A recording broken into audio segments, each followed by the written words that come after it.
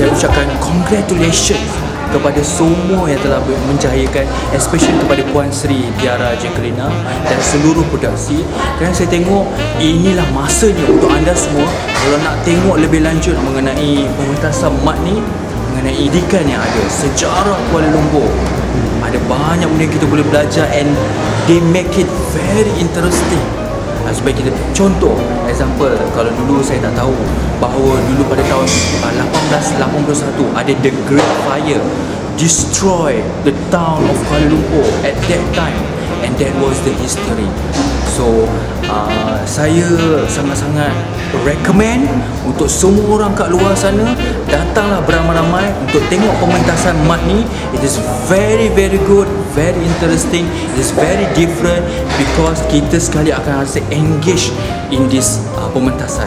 Kita rasa bahawa we are in the world of them. So do come. Now, MAD KL is a one-of-a-kind performance which everyone who comes to Kuala Lumpur, Malaysia has to see because it embodies the whole history of the city of Kuala Lumpur which made Malaysia what it is today. I'm Ozawa from Japan. Thank you very much for arranging this show. It was a very nice show. Ramona Rung from Pembroke Pines, Florida.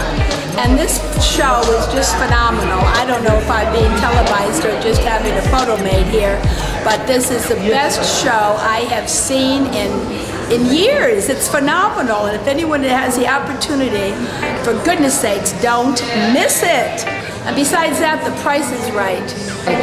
I'm Linda Bossick, I'm from London, England, and just watched MAD Kuala Lumpur, our story, and I thought it was very great fun, and it was very enjoyable, and I actually learned something as well.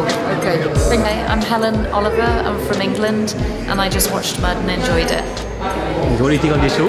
I loved it, I thought it was fantastic. I got up on stage.